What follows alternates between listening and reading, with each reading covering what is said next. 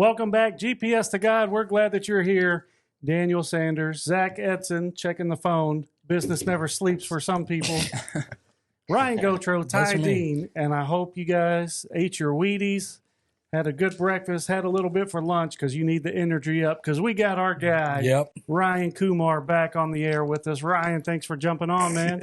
Let's go, guys. If I could hear a round of applause, I can hear it in my head. I'm sure we could edit that in, give it a little clap.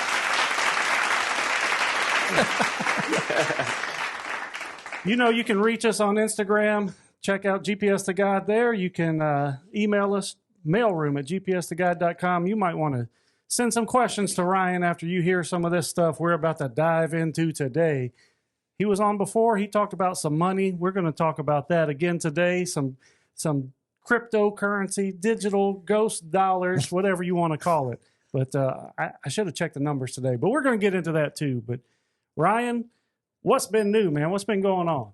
Man, a lot has been going on. So I wanted to kind of break some news with you guys. But today is actually a very coincidental day from like the last time we did our podcast. It was the FOMC last time and this time. So, you know, I don't know if it's a coincidence, some type of move. But also today was a really big day in the UFO world. Do you guys hear about what's happening with the UFOs? I saw the congressional hearings about it, but yes. Yeah, it's actually led by a representative who's out of Tennessee, Representative Burchett. Look at us, you guys know him? Go. Hey, he knows. He stays up on modern day. I mean, we're over here digging up, UFO parts and hiding them, and now the government's saying that we have done that. And it is real. Yeah. You guys think it's real? No. What do you guys think? Absolutely not. I think this is what I don't think aliens necessarily real, but I think the technology that we have, we might not know how it works. Like it might be some foreign technology that they have that they are still trying to figure out how it works. They don't know where it came from, how it got here, but I don't think I think it's some other country or we just created it and they're studying it somehow. That's my personal opinion. The doctoral of Ty Dean. Yeah. I mean, I do think they have some crazy technology they're not telling us about, but I've seen a lot of crazy technology when I used to be a cool guy in the Army. And yeah, there's always more than what you know about. I can remember, this is a long story, but I can remember on my honeymoon in Hawaii, it kind of looked like Epcot Center, like a golf ball on this concrete pillar that was not there the day before. And this guy come out and said, "Oh, don't worry about that. That's just a missile detector that can detect a basketball 500 miles away." And I'm like, "That's great technology, but why is it here? Like, what are we doing? Why is it coming out of the water?" This close to this? No, I was going to say out toward Ryan, like if you're in Arizona and different places, they have Border Patrol balloons that, I mean, they look like a spaceship, right? When you're away from them. And it's like, what in the world is that? Because they're attached to the ground by a cable, but you can't see that, right? You just see this thing kind of floating in the air. If you don't know any better. Yeah, right? Some dude from Tennessee is like, that's a UFO right there. Look at that. Some redneck. Some redneck, that's right. See? Missing their front tooth or something. Man, all right, I'll play the other side for you guys. I have this crazy theory that it's like a ridiculous theory. I think the most ridiculous theory that I've ever come up with, and it stems from like UFO, like reverse engineering. So pretty much there's like a concept that like we started the whole, back engineering with UFO. They do exist and it's not propaganda. In like the 1940s and 1930s, right? And, if you look at history, like if you see the growth trajectory, like, human civilization goes up a little bit, we have the Industrial Revolution. We have it comes from the invention of wheels to, your day-to-day Industrial Revolution to, now we have steam engines, we have cars, etc. But then we hit this massive incline, right? Where it's like, okay, we went from, your Ford Model 1 to now we have, like a Tesla Model 1, right? In a whole span of maybe 50, 60, 70 years max. And I just think that it's a very rapid, incline, right? Like if this is like a crypto or like a stock, right? Like that went from 0 to 100. We're in a bubble. Yeah. Right? Exactly. It's going to come down. But my crazy theory is that, the transistor, which is like representing, actually the most core, important technology that, your microphone has, my laptop has, my cell phone has, actually might have stemmed from one of these technologies that they found. If it's true, that's what my thought process is, and that we just like reverse engineered it. And and we gave it to Bell Labs, which is now AT&T today, and they reverse engineered it. Yeah, so that's my theory. I'm all about some theories. Why not? That needs to be. It's fun to talk about. That needs to be an episode we do, just like conspiracy theories. Yeah, just random. There you go. We're doing it. That's right here. We're doing it right now. Banking it in. This is the intro to that. That's going to be a whole episode. We got other plans for this episode. Right. We got to count up those ideas there. We can't stockpile them all at one shot. But last time you were here, we talked about a lot of cryptocurrency, different things. I mean, it was a great episode, right? Lots of education for me and for everybody. But a lot of I don't know how to say this in a nice way. Older people, right? Older generations where that stuff doesn't catch on as easy. But you said some advice you gave: drop some money in Bitcoin. Whatever it is, $100, $1,000, drop some money in Bitcoin. Come on, Ron, take some credit right now because you know how it's done. You know how it's done. Yeah. So this was in February. I went and dropped some money in Bitcoin. So I'm going to give a update. This is 5 months, almost to the day. 5 months, almost to the day since I dropped some money in Bitcoin. I'm up 25%. Let's go. 25%. So annualized, that's 50%, right? We're halfway that's a in. good year right there. I will say I was up 26% about 2 weeks ago. Zach and I were talking about it, but I'll take the 25. As you should. As you should. So send him an invoice, Ryan. Just go ahead. I got you. That'll be 20%. So now you're up 5. It's ghost dollars. It's all ghost dollars. More than he had. That's right. Right. But there you go. We're bringing you good information. We try 25% right there. You could have had in 5 months. 25% gains. That's nice. That's nice. What's the tax rate on that? Depends on your income bracket. And when you pull it out. That's a whole different episode. It's going to stay there for a while. Oh, I mean, you should just be charging advice. I mean, you need another income stream. Yeah, I could just add it in. That's the whole goal. I could be financial advisor. I think I got to retire. And then my goal is like become a trillionaire at the age of 60, and then I'll do it. You know what I mean? Wow. Well, why even work? You're throwing out a trillion. I'm just trying to. I'm just kidding. Figure out a comma here. I think he said when he retires, he wants to do what you do. I know. See, it's a simple thing. So your job is pretty easy, Zach. Yeah. People are retiring. Come on, Ron, we've been saying it for so long. It's almost like the MLS, Messi coming over, the retirement league. That's kind of what your job is. I know. Okay. No, I think that I think financial literacy is so important, though, right? Like everybody kind of brushes over it. It's like, okay, like I can buy a couple stocks here. I'm gonna buy a meme stock and then kind of let it rock, and just that's like the expectation every single time. But honestly, like Zach knows, and Ty, I know you were exploring into crypto as well last time. It's more so like about like making the right decisions, right? Like making your decisions the right. Thinking about the things correctly when it comes to like investing, making sure like what you invest in is like something that you believe in, you're knowledgeable about, and actually spend time researching it on. Like maybe if you buy Dogecoin, it goes up and you become a Dogecoin millionaire.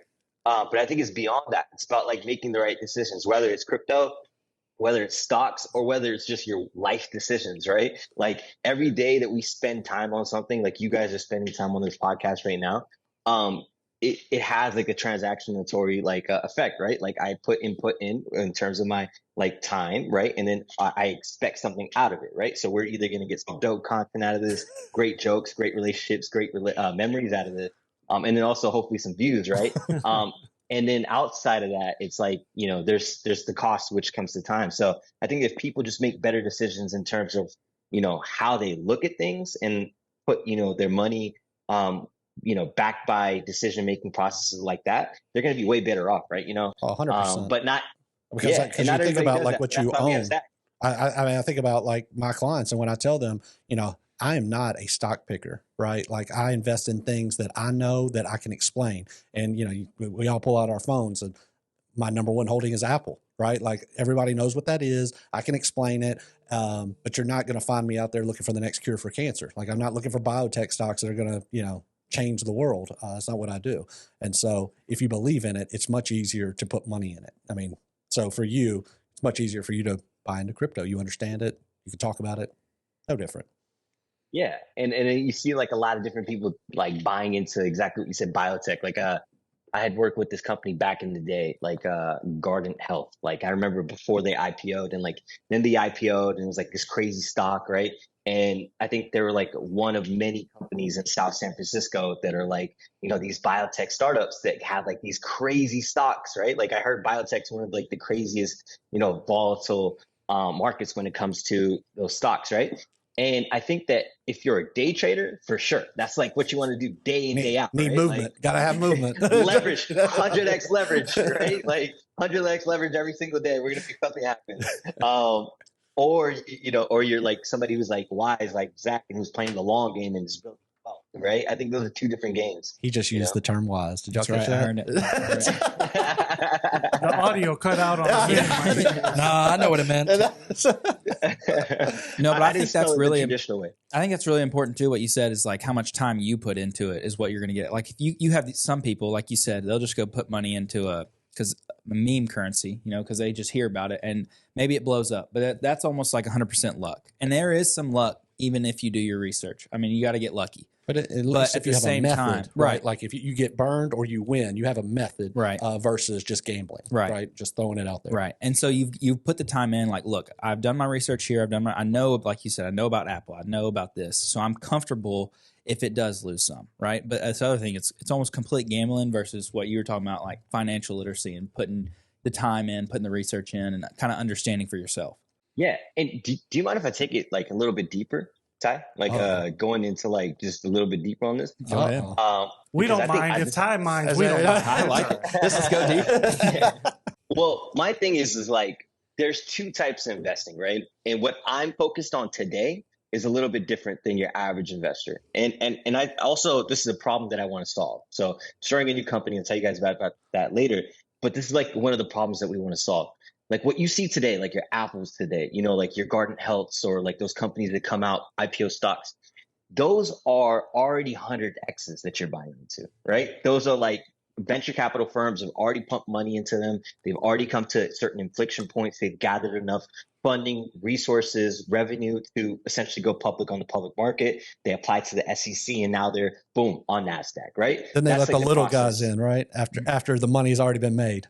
Exactly. You're already getting in at 100X, right? And then now they're dumping on you, really, you know, but it can go up further from there as well, as it typically can. But those early investors are exiting at 100X and all you're making is 2, 3, 10, 20X, right? Those are the best investors in the world, right? And it's not because they make the right investments, but it's the right investment vehicle. And I see that that's actually a defeating way to kind of look at stocks today for like retail people like us that want to buy into like, you know, high performing companies that are going to do things.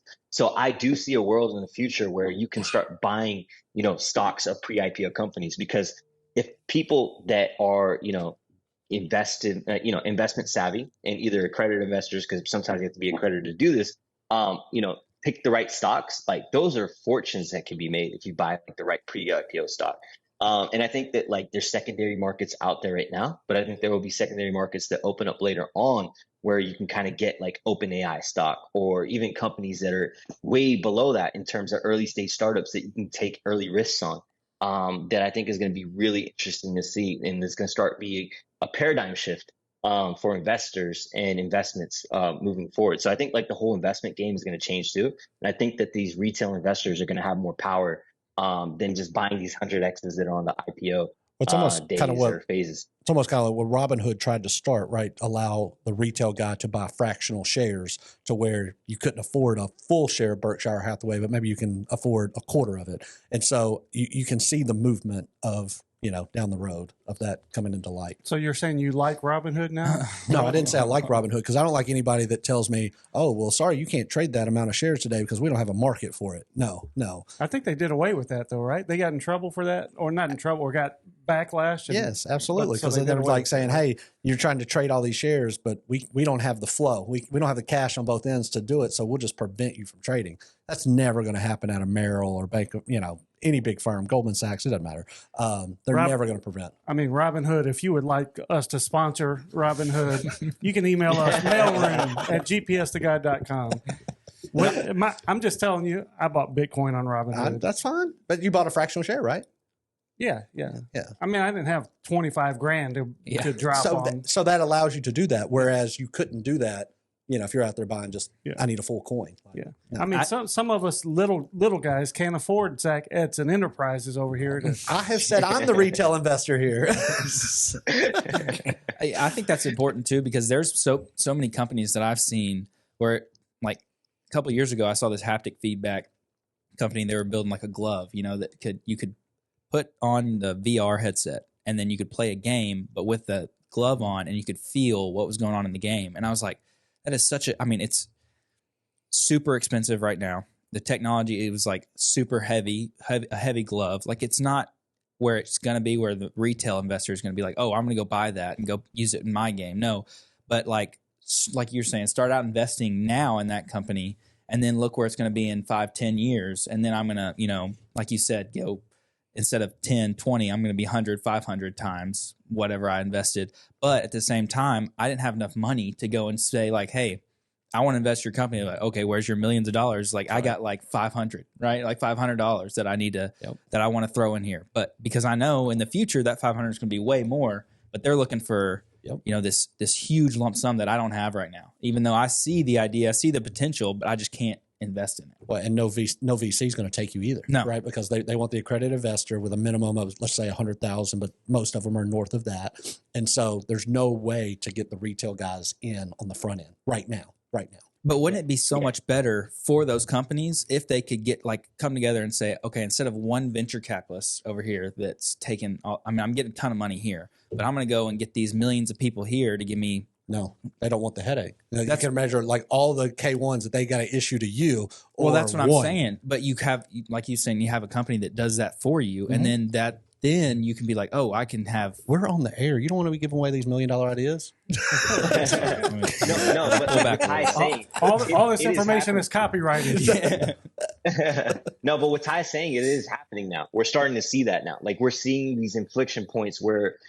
In 2012, there's an act called the Jobs Act that was passed by the Obama administration that allowed companies to actually take in funding from retail investors via crowd CF, which has been a game changer. So you're seeing companies come out of the woodwork like Nightscope that like actually did their entire funding round that entirely funded it through crowd CF, which is crowdfunders, crowdfunding. Essentially, like, you can still buy their stock on Start Engine, which is a platform, and actually just put in $500 rather than having VCs do it. And kind of like what Ty said is like, the addressable market for those investors is way bigger than your one check from VCs that may not even get it.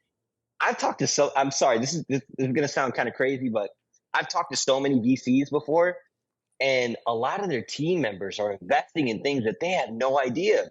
When NFTs first came out, I was pitching to VCs about hey, we have this infrastructure platform where you can develop your own smart contract and launch any NFT on any blockchain, and they were like, what's an NFT? I'm like, bro, I'm on a call with you.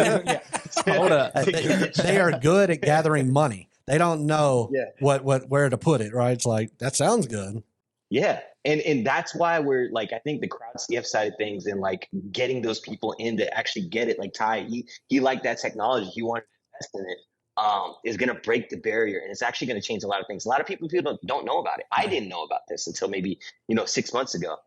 And that's leading me into my next venture, which I guess we can talk about later. But it's more so focused on like how we can build these companies and actually raise, from potential customers, people who believe in and can advocate for these things later on. And then also just put in like $500 or like $1,000 if they really want to invest in these things, and then actually get that upside return of whatever it could be. But also they get the downside if it doesn't work out as well, right? There's equal risks in this. But I think that the potential for these companies to have control of their narrative, because how many companies are there today that try to pitch to VCs, have the right product, have the right team, but the people on the receiving end don't make the right decision, right? Now you're crushing dreams, things aren't done. And I think it gives power to a lot of entrepreneurs that don't know this is possible, but can get customers and advocates and investments prior to them even getting to VC or going to VC, and then even supplementing or completely replacing VC money with your average investor. So I think it's going to be a game changer. So Ty, great example, man. I love it. Don't give him any Bonus credit. points right there. So can we do like one of those do for him to talk about his new venture? That's a Russell thing. We're going to tease that a little bit longer. You talked about like the cool technology and stuff. Have you guys seen the movie Ready Player One? No. Oh my! Yeah. Oh, you haven't seen No. Ready Dude, Player that's a- One? it's a oh very my good gosh, movie. you No, gotta see it, Zach. I don't So think I have. it's Which We that's know no you- that's we no know you shock. haven't. No shocker. I don't see any This movies guy didn't over see here. any movie, so I know. Look, I haven't seen the movie, but I've seen the little graphics. Like I It's- know what it's about. yeah. So it's a great movie. It's Yeah, How, you it's, should- how old is it? it's 5 not years that old. old. Yeah, but Oh, it's so it's recent. Yeah, Okay. Steven it's an Spielberg. animated movie, Okay. but it's about the future. It's a throwback. It has lots of 80s and early 90s kind of callbacks and stuff, but it's set in the future. And basically, it's like VR. Like there's a VR world. So everybody comes home and they put on the headset. And I know what it means. Stop. Oh, I was just making sure you caught that one. But you live, work, play in this VR world, right? And they have companies that employ people that just do things in the VR world and whatnot. But they have you put the headset on, much like we have today, that look similar. But they have bodysuits on, almost like a wetsuit. You put it on and you stand on a treadmill, an omnidirectional treadmill. So the treadmill, you can go any direction. Yeah. You play games, play sports, race cars, do all this kind of stuff, all in a VR world. It's like And you have avatars, different characters. You can make money, you can spend money, upgrade stuff, whatnot, all in the VR space. It's a really Wow. good movie. It was a book it's first. a cool movie. and then Okay. into it, but it's a really It's good the metaverse. the Yeah, meta- It really Metaverse. is. That's No, a- it's they it have really a different name is. for it, but Yeah, it's the exact same thing. they call it the Exact same. Oasis. Yeah. The technology in that movie, when you watch that, you're like, that's not far away. We could have that Right. anytime, right? We already have the VR headsets. Some of the treadmill stuff. Some of we've the already treadmill gotten to. stuff developing. I've seen the- videos of people like that where they almost have like a bar around them to keep them from falling off of it. But yeah, When you see that kind of technology and stuff, you're like, oh, we that's coming. That's going to be here soon. So like I think the next big leap, right, is like flying vehicles. Like, am I going to be around Oh, yeah. to see it? And I never thought I'd see Teslas or self-driving cars. But you can see it now. You can see it. No, I think self-driving cars. The funny thing is, like, the self-driving cars are cool until like we're the threat on the road, right? If you're like, okay, the humans driving, we can't trust him. He might be drunk. You know what I mean? Like autonomous systems must be in lock at all times. We'll never drive again. Well, and I think about when I was out there the first time that we met, and just seeing those cars with like all the cameras around them. That was the first time that I'd ever seen that, and Wow. just seeing them, nobody's in the car. I'm like, what are you talking about? There's nobody in the car. There it goes. I just thought it was just Yeah. the craziest thing.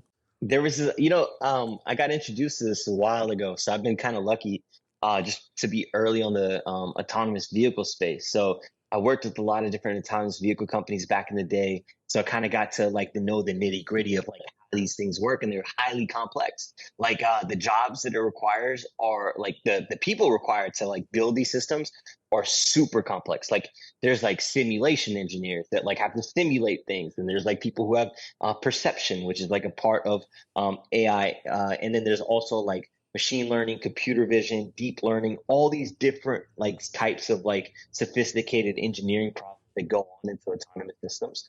And it's crazy. But, that's where we were like 4 years ago. And I think that where we're at today is going to be exponentially higher, better. And I think that like autonomous vehicles are coming. Like I'm excited. Like I can't wait to put my hands on one and get actually on the road with them. Like, the Tesla ones are cool. I think it's like a good teaser. But I think like we're gonna get some cool ones soon, hopefully. Like that's the goal. Like I want to be in a space where it's like just an autonomous vehicle lane. I'm going 100 miles per hour, 120 miles per hour. Like that's the goal. Take me to my destination in that lane. I don't know. I can see that happening. And then somebody in the other lane falls asleep, veers in your lane, and then we just have mass chaos. That's it. That AI is going to be so smart, it's going to anticipate that, and it's not even going to be there when that car swerves. Yeah, I can see it. Yeah, I mean, it's even like true. our cars now, like it tells you when you get so close that it starts braking for you. So, I mean, it can't be that far off. So this was Yeah, crazy. dude. This was a couple years ago, riding with a buddy of mine, and it was like an hour and a half car ride we were on. He's driving, and he's got the cruise control set, and it's not heavy traffic, but there's some traffic. I'm like, hey, man, you going to start slowing down? He's like, no, the car does it by itself. I was like, he's got the cruise control set, and it does every. I was like, this is crazy. This is wild. We're getting there. It's here. Yeah. Do you have one of those cars that like exactly like how Zach said, where it like brakes like if you're too close? Mm-hmm. Like I don't know if I could live without that. Like there's been times that's going off. I'm like, I'm so thankful. Texting and driving. Probably texting me. 2 hands, on the phone, none on the road. It happens. Well, we've teased it long enough. We're almost 30 minutes into this episode. You've been doing some cool things, man. I've seen you hanging out with Baron Davis and other celebrities, all these guys and gals. What's going on? What's something new? What's happening? What's shaking? What's moving on your side? Yeah, we're bringing the future to life. That's the main goal. So I've been a little silent since our last podcast. Was that, I guess, in February? Yeah. So I was like content streak. And then kind of like I got really, really busy with like this. I kind of discovered this at that time, like what I'm about to tell you about right now. And I kind of like went down this rabbit hole. Pretty much when we talked like early on, GPT was still relatively new, right? Yes. And I kind of saw like what like the potential was, and it was like it was more so like, okay, now if this thing can actually code, we have a problem. like in the software game, anybody in the software game looking at this has a problem. And I think that a lot of people understand it now, especially with like some of the recent updates with GPT-4 where you can actually run code and it actually can debug code. But I kind of saw it then where I was like, oh, this is going to be dangerous. Like essentially like you're just going to have like a whole bunch of engineers that don't even need the code. All they're going to do is tell the GPT what to do, write the code. They're going to test it. And now if GPT can test it, what's the engineer's job going to be, right? So, people think that it's like a whole bunch of years out where engineers are not going to have to do engineering work, but they're wrong. And I think that we'll see that. And I like to make this a timestamp so people can look back and be like, yeah, Ryan was wrong. Ryan was right if I was right, but I'm 99% sure I'm right. I mean, you're already batting 1,000, right? I mean, Bitcoin is up 25%. I mean, one for one. 25%. Well, he's talking about Chat GPT. We released that episode, recorded that episode in February, and from February to now, at the end of July, Chat GPT has been in the news every single week and blowing up. And you shouldn't have bought Bitcoin. You should have bought either NVIDIA, Google, Apple, or Microsoft. That's all they've been talking about is AI, and you would have done much better than the 25. Well, you didn't give that advice. I did not. You can buy secondaries for OpenAI. You can. Stocks.com. But don't be giving any plugs here. It's not mine. I just applied to buy some. So I was like, but yeah, no, that's the thing where it's like, dude, like, what's gonna happen with the engineers? Like, and then everybody's worried about like the white collar jobs. Like, everybody's worried about the blue collar jobs. Like, essentially, we may become a society of jobless people. I don't know, right? And I think that we just have to adjust with the technology. But that's what I saw like 6 months ago, or I guess it's almost 6 months ago when we last talked. I got on this rabbit hole of like, okay, if engineers, we see the delta where essentially like, engineering tasks and engineering salaries are so high, now it's going to be decreased because now engineers don't have to do as much work. What does a Stanford college degree or even a Berkeley degree matter anymore when it comes to computer science, right? Like you don't need to go to a top school. So now that barrier is gone.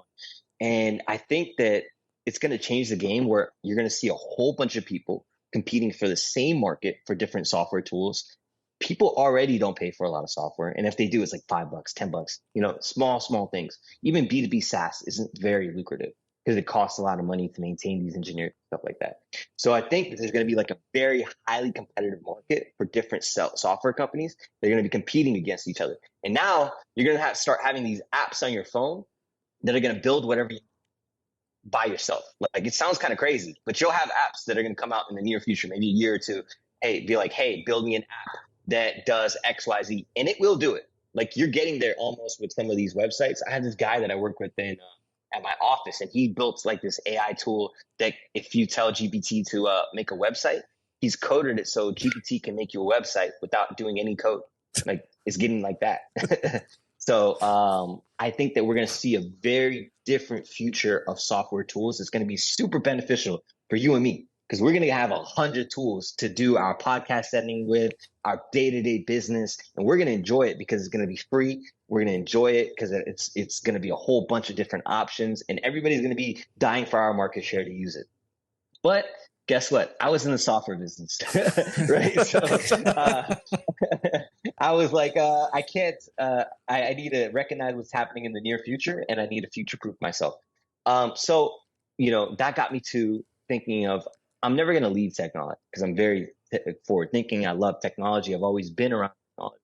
But I know that no matter what happens in the world, food, shelter, entertainment never goes away, right? Like it doesn't matter if we're in the depression, right? Like you have, food lines, like it's going to happen. Even if we have Instagram with food lines, there's going to be an HD. Everybody's going to be Glenn on their stories. It's going to happen, right? like it's going to happen. But food's never going to go anywhere. And then also real estate, those things don't go anywhere. You're always going to place to sleep, even if, robots do all your work for you, right? So we're always going to have a place to live.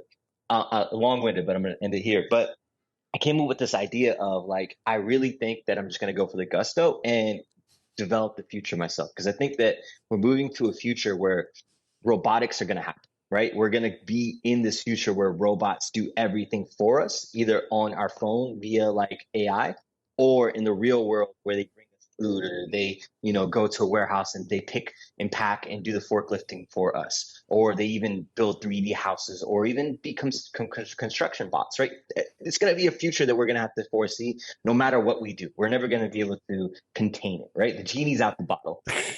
So I was thinking, why don't we unleash the genie ourselves and kind of develop it, and then also make it in a way that it's very consumer friendly and people like it, right? So that's my new vision right now. It's a new company called Selfless Ventures, and the main focus is us building out these amazing robotic companies that are, led and advocated by people who want to invest in the technology early on. People like Ty, who saw that glove that wished that they could invest at that time. Here's the sales pitch, Ty. You listen right here. Here it comes. yeah. That's the goal, right? Like getting people like them who see the technology, believe in the tech, and invest in it early on, but didn't have the resources for like maybe $1 million to put into the company, right? They could put in their $500, but then we can decentralize it, put it amongst thousands of people, and now we have a powerful company and doing it from that side. So we're going to be launching a whole bunch of different companies in the next year, at the next 24 months, 12 months. We're going to see a lot of change, a lot of things that we've been working on behind the scenes that we're excited to launch. I know, Zach, we talked about it in the detail. There's probably a lot more details that I haven't filled you in on, but I wanted to break this news on this podcast because last time I was here, I had so much fun, and I really had so much, great times with you guys that like that podcast stuck in my head for like months afterwards. So I was thinking that we recreate this moment or create a new moment together. And I wanted to share this news. So that long-winded, but that's my thought process right there. Well, and I was thinking about like when we were in Vegas and we were talking about how we have progressed as a society, right? And like, I can think about my grandparents when they had somebody pumping gas for them. And now we pump our own gas. And then when I go to McDonald's and Panera now, I order at a kiosk. Like the interaction of people is going away. And then you go to Publix or Kroger, the longest line is the self-checkout line. So now I'm doing my own work there too. And so I can see, some of the things we talked about. I think about the robotics at a airport that spins your own cotton candy. Like I don't need to wait in line over there at the cotton candy store. I go to this machine, it wraps it around, gives it to me, and I go on about my day. Right. And it's just crazy to think how fast technology has moved. It's happening, right? Like, dude, I was at Blaze Pizza today. There's like a guy making my pizza, and then he's putting the different toppings on. And I was like, you're telling me a robot can't do this? And then this guy is probably going to he didn't like his job, clearly. I feel bad even telling him hey, can I have a little ham? No. No. Give me some ham, you throw some bacon or something on there. You're like, what? Yeah. A robot wouldn't make that mistake. Yeah. But you know what I mean? Like, I don't think these people really like their jobs. But also, outside of them actually not disliking it, but there's a high statistic of 8 million jobs in the last year were not filled by retail positions because no one wants to work the jobs anymore, right? Like, dude, like you can't get a cashier. You have to go to self-checkout, right? Like they just don't want to do it because I think there's a lot more opportunities on the internet today that people like don't realize. Like you can do ice cream so good. Like, you know, have you seen that video? I saw it from your Instagram. I was like, what in the world is this? Anybody's getting rich these days off like social media. So yeah, man, it's a different world that we live in, and it's gonna happen regardless. But I don't know. What do you guys think about like robots and stuff like that? Have you seen anything cool like that lately? I saw a lot of cool stuff, but it's because my eyes kind of trained to it these days. But what do you guys think? Have you seen anything? As you pay for bills now, right? Like they bring the card reader to you now, which is there's a safety issue there. But you know, we talked about, you know, are sometimes robots going to come out and just basically, here's your food, you take it off the tray, and here you go. Do you think that there will be where you eliminate some jobs as servers? Are you replacing them with people that actually program or repair robots in some form or fashion? Like, do you see that being a trade-off, right? I'm giving up job market. Yeah, exactly. For every robot that's used, someone's going to have to still fill the materials, right? Mm-hmm. Like, you're still going to have to put the food in. There's going to be a lot of things that the robots can't do at this early stage. So it doesn't like replace jobs. It just changes them. You know, I don't know what people did before, like accounting, but I'm sure that they counted themselves, right? And then like accounting software came out, and you know what I mean? I don't know. It positions itself. Like no one's going anywhere. Like, and we have governments today. We have different entities. There's so many different people that are going to make sure that we always are going to be thriving. So it's not going to replace jobs, but they will be supplemented, right? Like server will move here. They'll talk to customers instead, you know, like, I don't know. It'll definitely change. I saw that at the Nashville airport, and y'all travel more than I do. So you'd probably seen this at other airports, but you know, at the Nashville airport, they're like snack shops, I guess, whatever, convenience stores. They take, instead of the server or waiter, I don't know what you call them, checkout clerk. They're no longer the checkout clerk. They're like the monitor or the person that just helps you find stuff in the store. Make sure you don't go running out with it. Well, because even now you can pick something up and literally just walk out with it, and it scans, you know, what you took out. I think Whole Foods is trying to come out with that too. But like, it registers that you have it. Yeah. So it registers that you have it and scans it as you walk out. Like your digital wallet. And you take your so that job of the clerk, it wasn't removed. It was a net even, because now he's the person that's monitoring, okay, let's make sure the system works, and let's see if these people in here need any help. But they're still going to need people to stock the shelf, right? Like, I mean, I just didn't know if you thought like it's a true 1-for-1, or, you know, like my dad worked in a factory here at Ford Glass, and he was always worried about, well, if these robots come in, you know, it's going to replace what I do of packing this glass. Well, somebody's going to have to make sure the robot's there functioning correctly, right? So I can see it. I just didn't know, like, hey, we're eliminating us and replacing us with one or two of us where it used to take 10, or, you know, whatever the math works out to be. I just didn't know what you thought. I think that it's just going to supplement itself, and that's okay, right? But it's going to make a better society for everybody. Like, I don't know what your guys' spending habits are, and like when you consume food or your day-to-day actions. Like, anytime I order food, like I'm at work, like I just use Uber Eats or the app for Chipotle or Phil's Coffee or whatever like that, and I just go pick it up anyways. Like, I really don't like to stand in lines, and I don't like to, like, I love talking to people. I'll talk to the barista, you know, after you made my drink. Thank you so much, right? Like, I appreciate that, but I'm not there to like conversate, and I'm not there to wait. I just kind of want to get my product and leave. That is a robot I've seen. My daughter is about to leave for college, be a freshman in college, University of Tennessee. We took a tour a couple months ago. They have robots. I don't know how many they have, 100, 200, 300 little robots. It's kind of like a mini cooler on wheels. Oh, yeah. That deliver food. So you order it on your phone. somebody puts it inside the robot. You hold your phone up and it'll unlock the robot, and it delivers it to you in class, at the gym, in the library, wherever you are. And it also will deliver like T-shirts and stuff like that you order from the bookstore. It delivers all that too. So you scan it and then it opens, so it knows that it's your order basically. Yeah. Wow. Yeah, so you see these robots driving down the sidewalk, and you can't just open it. Like, you got to have the code, whatever the security feature is. You got to have unlock that it. to Okay. unlock it. But these is things in Knoxville, Tennessee, driving all over the campus, Mhm. Wow. all over UT camp. I mean, I saw Wow. the 2 days we were there, I saw 400 of these things driving around. Like on the street, or just like randomly through the grass on sidewalks? They stay at the sidewalks and street. Okay. Like, they'll cross the street at a crosswalk, and it's got it's got kind of like a windshield on the front of it, that has cameras and stuff. If it comes into a crowd, it'll stop. It won't run over you. Okay. But I mean, and they have like You imagine one of those a things just running flag. people over? No, I mean, they always default to traffic. I mean, it's the same concept as like a Roomba, right? Like, once it, my Roomba at my house will go around the house and it'll map out where the floor plan. So it probably maps out the campus. So it knows, okay, crosswalk's here. So I'm going here. And this is the best route to get to whoever ordered their pizza or books, whatever they Correct. ordered. Yeah, and it does have Correct. cameras on, so it has those pre-built maps, but it also has the cameras on it and stuff where it can Around see. the outside of it, so like almost like autonomous cars, right? Like when Yeah. I saw that thing driving around, Well, it they're looks like- mounted inside, I think. Okay. But Yep. it's basically like a windshield, and it has cameras on the front of it. Because they're not going to know always where that's how everything's that's at. how it knows where the Things people change. are. That's how it knows not to run Yeah, over no- people. wow. Yeah. But I mean, you take that campus that has, I'm guessing, 30,000 students. Oh yeah. That's their everyday life, is those robots delivering stuff to them. They're not going to go backwards from that, right? They're going to be moving forward in the future as they go out into the real world after they graduate. Correct. They're not appealing to Yep. our grandparents. They're appealing, hey, this is what I had at college. Surely I'm not regressing. I'm Right. not going back. Yeah. So I can Yeah. see that. Yeah, no, that's definitely the future. I've seen those too. Those are cool. Like, those are really cool. Like, it's like drones. Like, it's like you're driving drones. Like, those it's gonna happen. But like, you see, like how we're talking about it today, and we're seeing it like today. It's not common, right?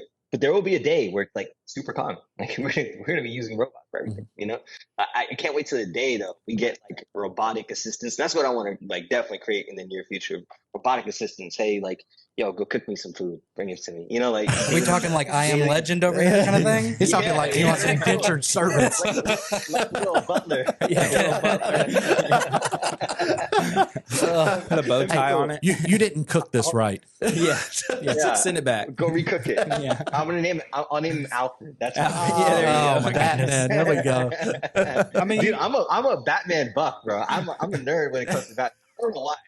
No, but I wanted to go back to what Zach said. He's talking about a robot assistant cooking your food, and Zach's like, hey, you didn't cook this right. Go back and do it again. By the time that happens, that AI is going to be so smart. It's going to know, okay, Ty likes his cooked this way, and his wife Savannah likes it cooked this way, and it's going to cook two different things, and it's going to be exactly the same every single time. Dude, so I was with Baron Davis like 2 days ago. Like, he has this cool facility in LA. And he was like, yo, we can do some podcasts here and stuff like that. So if you guys ever make a trip out to LA, we should do it there. That should be one. We should do that. Zach? Road trip? Yeah. I mean, you Yeah. didn't Road trip, have to Zach? sell it anymore, but okay. We'll be there. Don't pull his arm. Let's go. Yeah, because he has like this huge facility he just opened, and it has like all these different podcast rooms. He has like the Hall of Fame room where he has like all this stuff there. He has like a music studio in there, and he has like he added an autonomous vehicle there too, which is pretty cool. So I was like, he's always cooking up some cool stuff. How So I did just want to hang out with him. how did y'all collaborate, or I mean, how did that come about? Yeah, so we've been good friends for a while now. When crypto was going crazy, we'd be at all the same events. So we hung out. There's this one time that Baron invited us. So I met him in Texas, actually. And we had this crazy night out. I was with my buddies, Merrick, who started the blockchain named Cello. And then also my buddy named Phil, who started the blockchain or a company called Flow Carbon, which is it raised $70 million. It's funded by A16Z and co-founded by Adam Newman, who started WeWork. So like these guys are pros, right? What they do. And then we had this guy named Victor Ammer who has like this cool card. It's like a card that's like a credit card, but for crypto. And he invented that. And he did the whole fundraise for Telegram when they did that huge raise back in the day. So these are like some baller dudes. And then all of a sudden I see out of my corner of my eye, I see Baron. He's just hanging out with some people. And then I introduced him. And then, dude, it was like 11 o'clock when we met. And then we talked till like 5 a.m. in the morning, just talking about crypto and all these cool things. Like somebody's showing their project and we're showing our project. And we just had this long night of just like awesome conversations about like investing and like crypto and NFTs and projects. And it was just dope. Like it was this really good moment. And then, anytime he's in some city, we'll meet up with each other. And one time, the same group of us, we were in New York, and Baron had the studio session. And it's like, bro, it's a small room. It's probably like, like these squares that are on the side of me right now.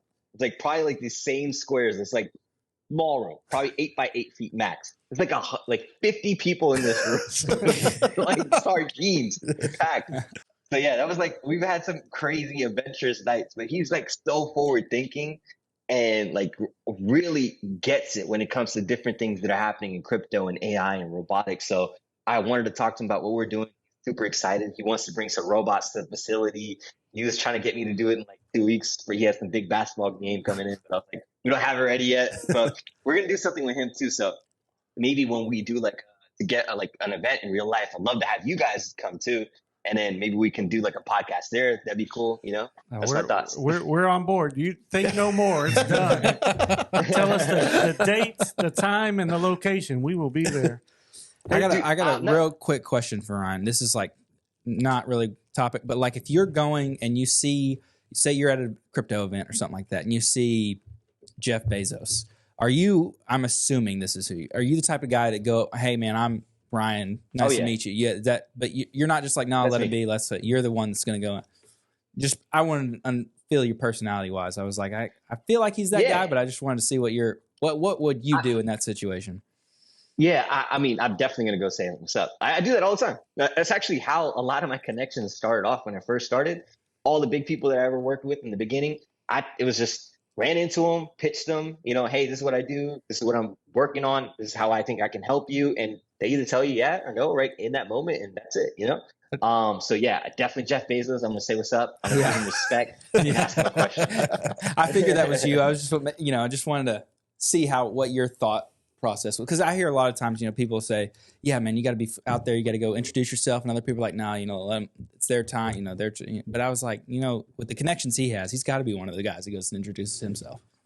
Yeah, I think that I think it's a contact sport. You know what I mean? Like business is a contact sport. It's about how many people you meet, how many people you can, get in touch with. Dude, I just did like my meetings in LA were back to back to back to back to back. Like I had like meetings from top of the morning from when I was in LA. Then I stayed in San Diego at night. I drove 3 hours, and then I had my meeting in the morning.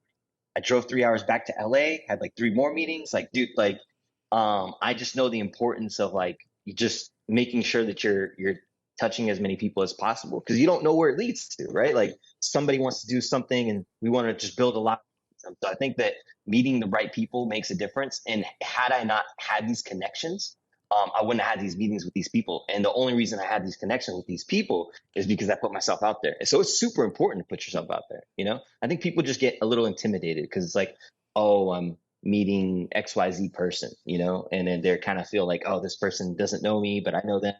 They're at X stature. So many things processing in their head. So I kind of just learned how to like remove that. And I just say, shut up. And I just, and when you're at an event like that, it's almost expected, right? It's not like you're at a restaurant and you see them from afar and you want to go over there and interrupt their dinner. Like you're at an event to network, right? I mean, it's a little different. I don't know if this is something you want to get into, Ty, later. Like maybe you do want to meet people like in your industry, or people just that are like-minded. I tell this to people a lot that kind of undermine it. The most of my connections have always come from like conventions or like conferences and stuff like that. Because like when you're in conference settings, like exactly what Zach said is like people expect to already meet other people. They actually come there to meet other people, even if they're high stature, right? Or high status or whatever you think that they are, or you classify them as. Like they all want to meet people, right? They're always interested in meeting new people. The most successful people I know actually know a ton of people of like all different ranges of people, So it's like just be open and do it. Go to the right conferences, meet the right people, and just put yourself out there. Yeah, talking to you even just one time on the podcast last time, you could kind of tell your mindset was that I'm just gonna go meet him. I'm gonna go talk to him. You never know what's gonna happen from that one conversation. So I mean, we talked about him having there, a 3-day camping trip at that's true. Kanye's ranch. Yeah. That's right. I was hanging out with some of those guys there last night, actually, one of the high level guys. So it's like, yeah, dude, like if I didn't do that, like I wouldn't even be doing this from today. They just have like ripple effects, So Selfless Ventures, can you give us something? Like what's one thing? Is there something you can share? Be on the lookout for this. This is something we're working on. We have our first company. It's a robotic coffee company coming out soon. It's awesome. Like this is like you can come in fully autonomous robotic coffee. I guess you can call it a store or you can call it a kiosk. You can essentially put your order in with your phone. You can get your coffee. Like think of Starbucks in like 2050, 60.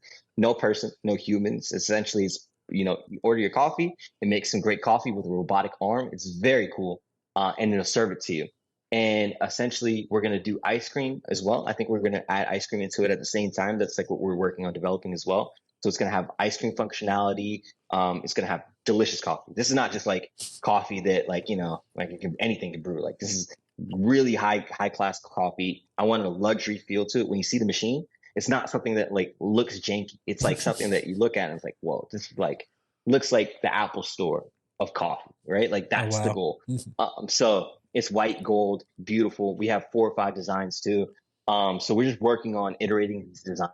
And our first machine should be coming within the next couple months here.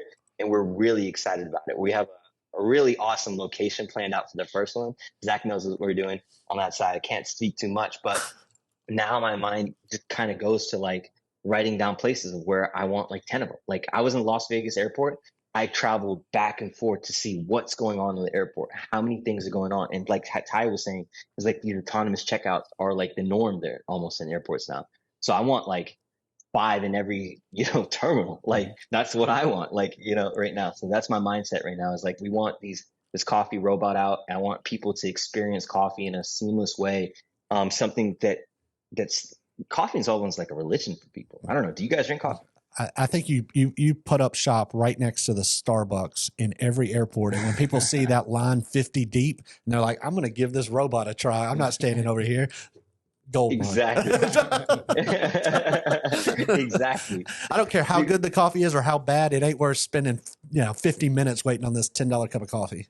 Dude, Starbucks coffee does not get me like caffeinated. I don't know if I'm the only one, but it does not work for me. Does it work for you guys? I'm not a big Starbucks I don't guy. go there. I'm not a coffee guy. I don't go to Starbucks. Yeah, this is the wrong coffee. But you drink coffee, right? I'll drink it, yeah, but I just don't go What to do you Starbucks. drink, Ryan?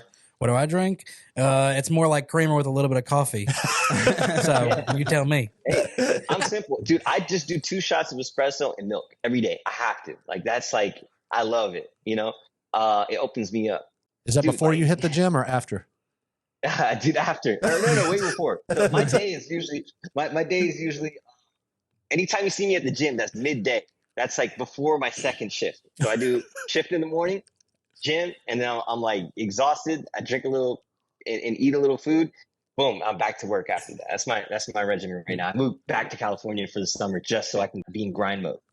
No distractions, nothing. I want to get Kobe on. That's my goal right now. Is that a Kobe jersey? That's our guy Shannon Shorter. He's playing, but where'd you say he's at right now? He's in China right now. He's in China right now playing, getting ready for the Europe League again. So, dude, a lot of moments happening in China right now. You're worldwide. I'm going to start calling you worldwide, Mr. Worldwide. Oh my goodness. That used to be my email. Oh no! Let's go. Zach's changing your contact right now. That's right. I just going to my phone. I was just going to say one more current event that's kind of AI centered is the writer's strike going on in Hollywood right now.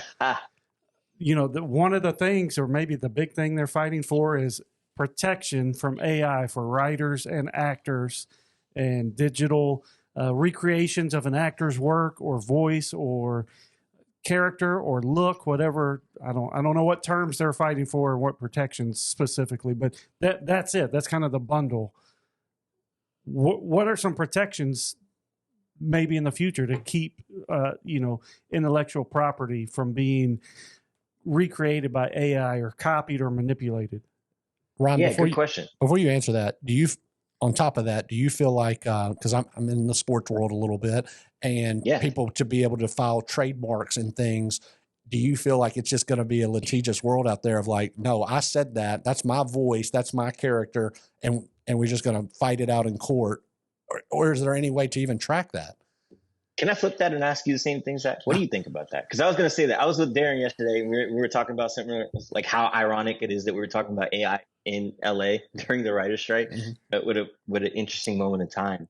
I'd love to hear your thoughts on that, Zach. I just feel like if you've got the name, image, and likeness, like I think about the football game EA Sports is trying to come out with, and when I was growing up, you knew that like number 15 in the Florida jersey that threw left-handed was Tim Tebow, right? Even though it didn't have his name on the back, it had his characteristics, and that's what they're fighting for. And so I feel like it's the same thing, that if you use my voice or you use what I created, you're going to have to pay me for that. And I just don't know how you track it. If you see it in a movie and you're like, hey, that's me. And, do you just sue them immediately? Like, how do you, I don't know how you enforce it. But I feel like that's the way it's going to go. Yeah, I think this is like a similar conversation to like, did you see back in the day, there was like a trend of like holograms, like Tupac hologram? Yeah. You ever see that at Coachella? Yep. That was cool, by the way. I don't know what happened to that technology. Where did it go? Tupac came back, never came back again. He came back alive.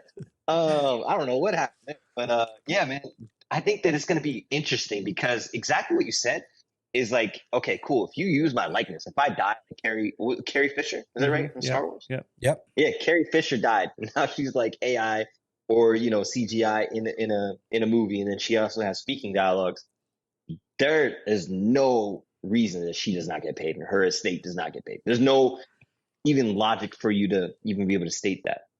And I think that also for writers, I saw a really good argument lately that I advocate for, which is like these streaming networks, right, are direct to consumer.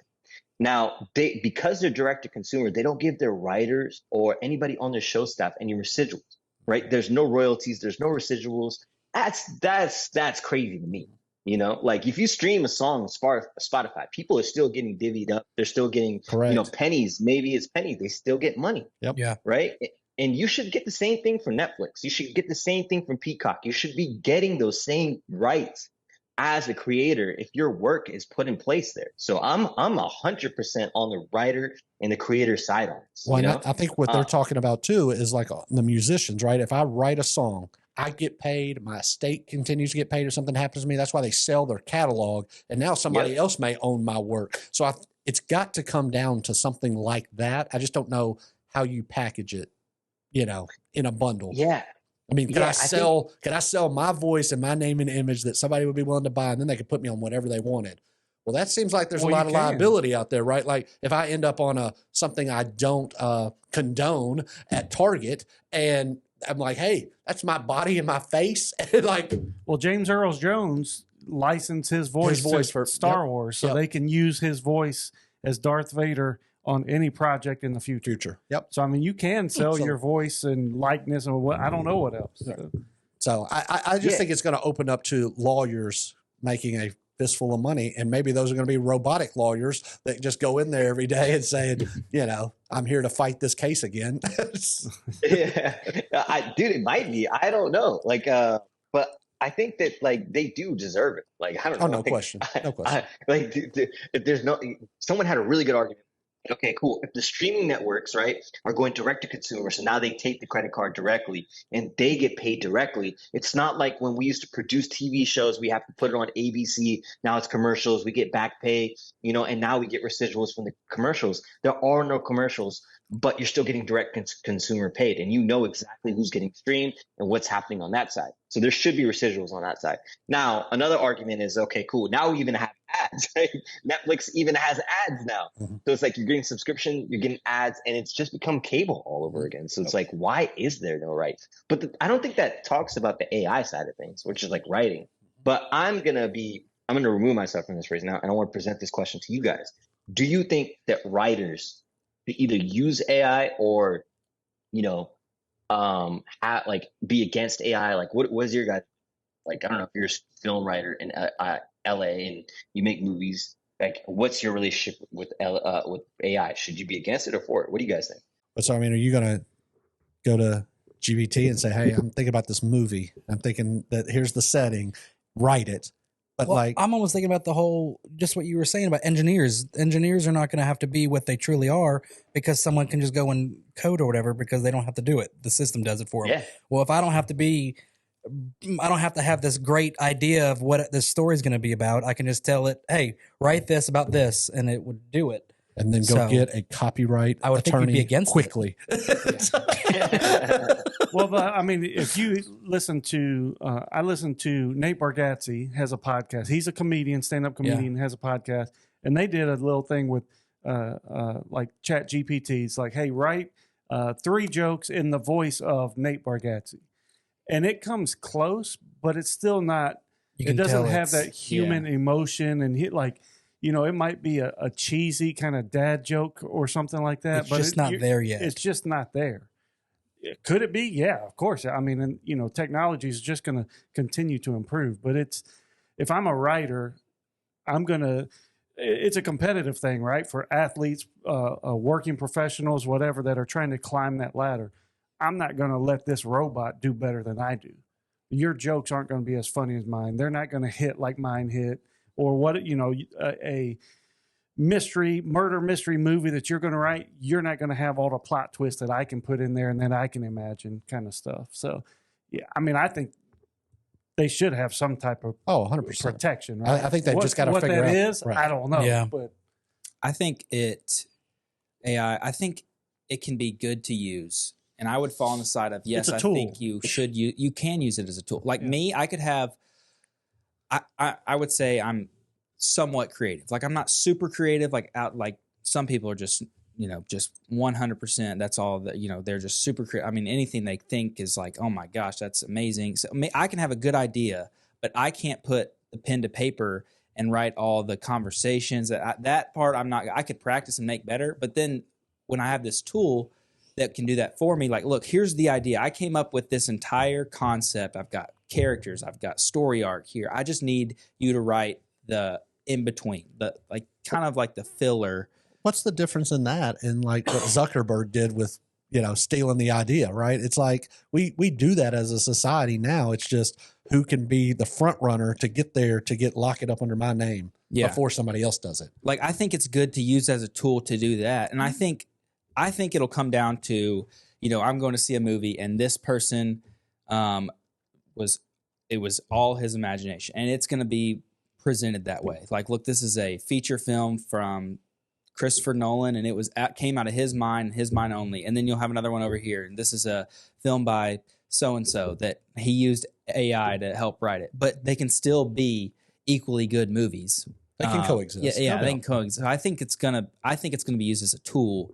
Once it gets there, like you said, right now it's flat, but it will eventually get there. Before you go, I want, if or if you would suggest something like what you did with Bitcoin, in today, on whatever day we are, July the 26th, if you had the opportunity to invest in what are you doing today?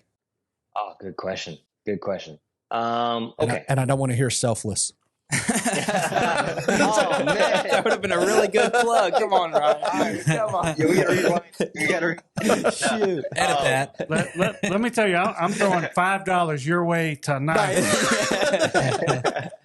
Let me check your crypto. I honestly, I know this sounds crazy, but I was day trading super heavy with NFTs and crypto for a good while, for like the last, I don't know, couple months, like not all day, every day, but I was doing it consistently. But since I've been like on the road, I actually sold everything. I have no crypto today. It's still in crypto, it's USDC. I've stabled up, which is kind of crazy, which is not normal for me. But all right, let me give you a prediction right here. So Bitcoin today is at $29,375. Okay. my prediction is that it actually might fall back down to 24 for a little bit. Maybe it'll, I think so. I don't know. I've been watching the highs. I've been looking to find a moment to jump in. But I think in terms of a long-term trajectory, let's say 6 months from now, it will go up. So the new year. I think, oh yeah, dude. So every year, if you look at this historically, every year, December and January do phenomenally well for crypto. So let's say today, Bitcoin's at $29,000. I do suspect it will be a lot higher at the time of January or December. That's also why, I have a lot of projects that we want to kind of put out by that time, because the capital markets, I think, big prediction right here. So I guess they already said it today, but I don't think there's a recession coming. I thought people are like, oh, there's a recession coming. There's a recession coming. I don't think they'll rechart.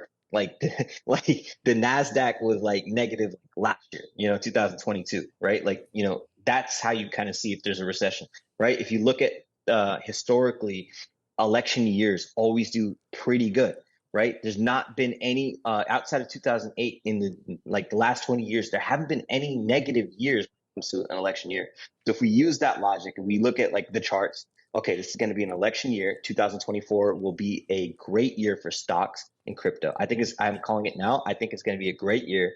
And also, I think we are marking the bottom of real estate now today. It's a seller's market today, even though interest rates are high, but historically they're not that high, right? Compared to like the 90s, 80s, etc. So I think also right now we are marking the bottom of real estate crash.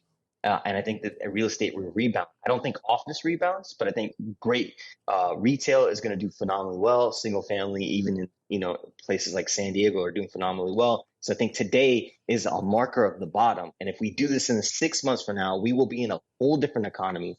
And I think that we'll be close back to the bull market. I don't know if it's a bull market. We'll see. Hopefully it's a bull market.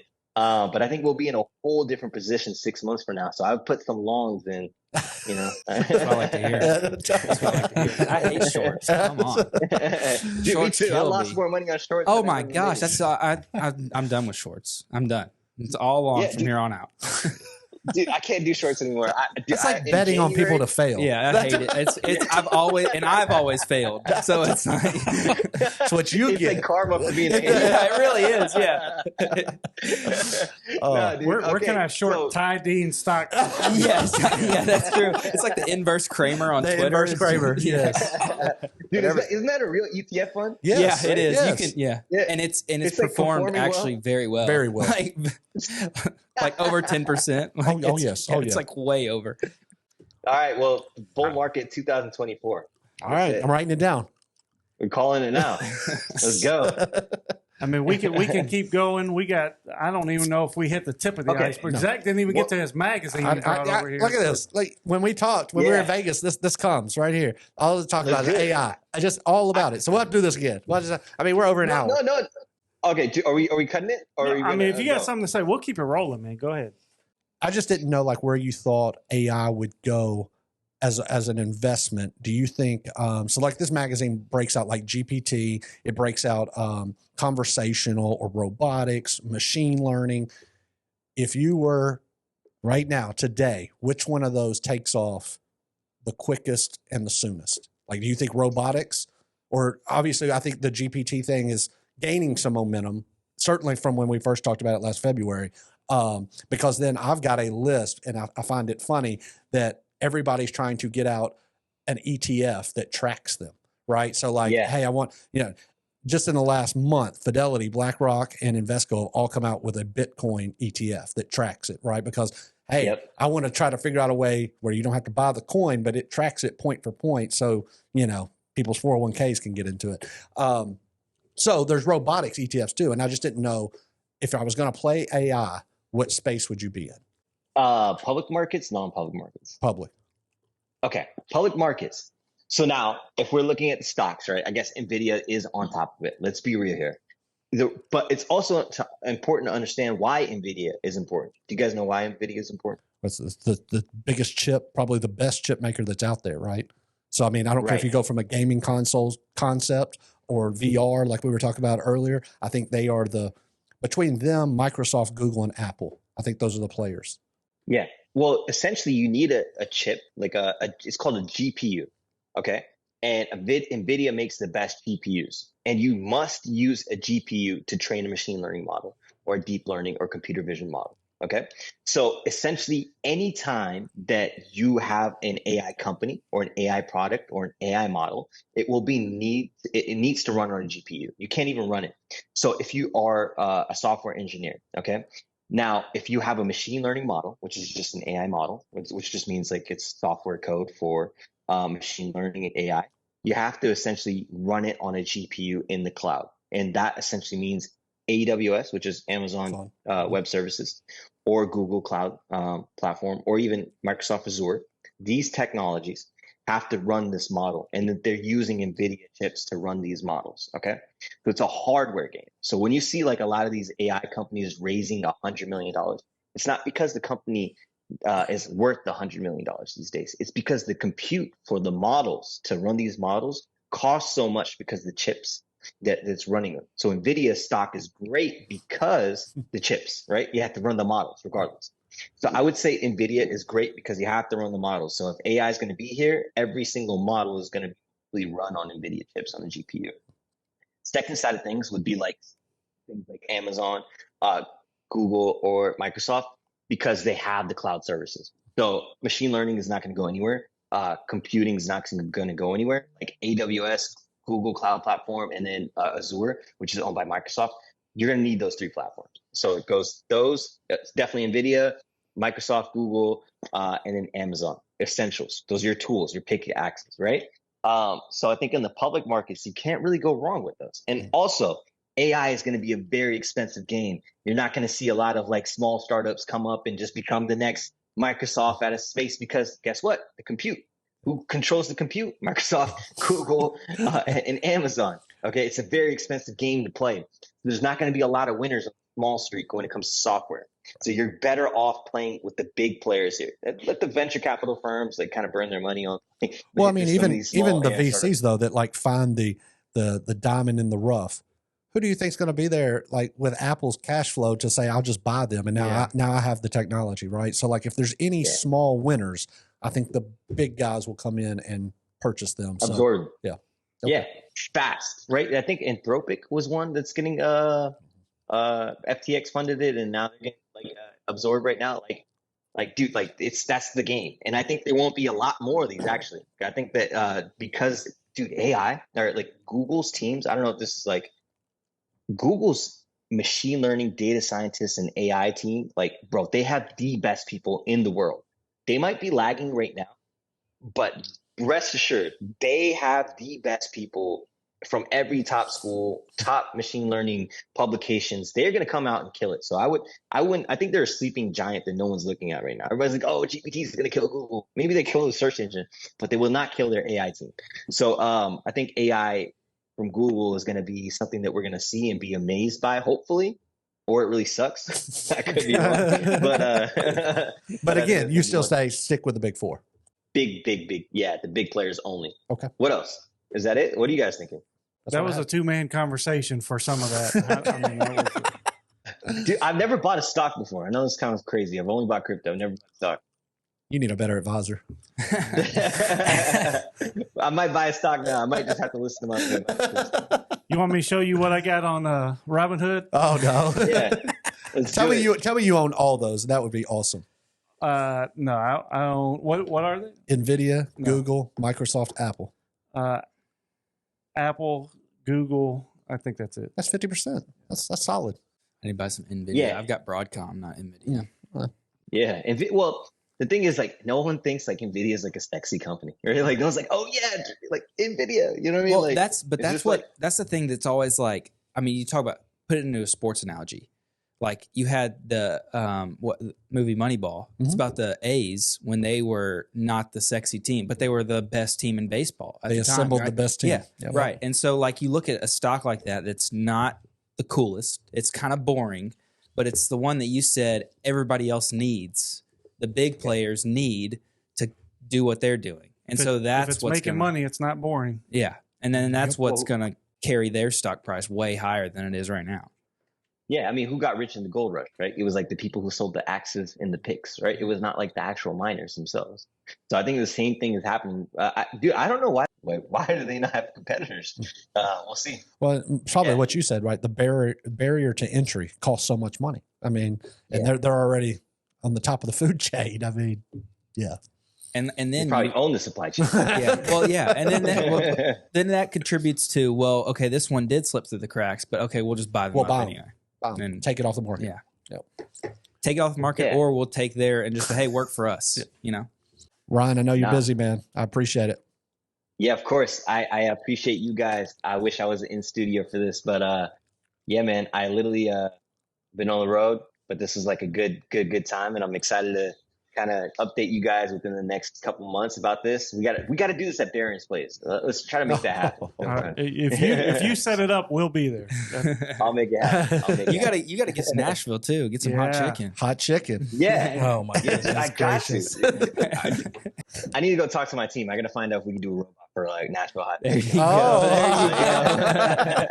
Final thought right there. Robot, Nashville hot chicken. Let's go. That's it. Well, guys, I appreciate you. Always love doing this. Well, we like to end every episode with a Bible verse, and this one I think fits the bill today. This is Proverbs 22:29. Do you see a man skillful in his work?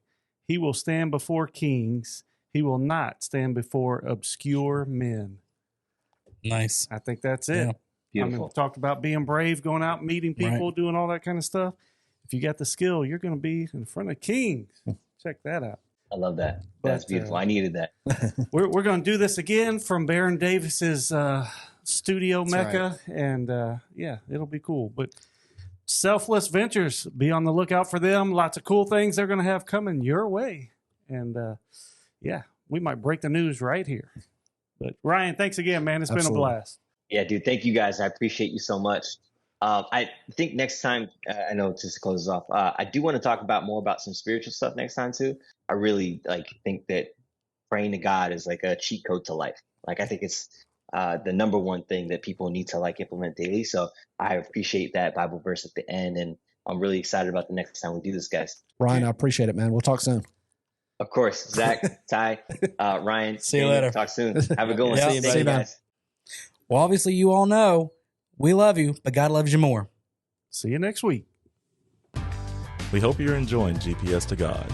Rate, review, and subscribe across every platform you use. Help us spread the word by telling your friends and family to watch, listen, and subscribe.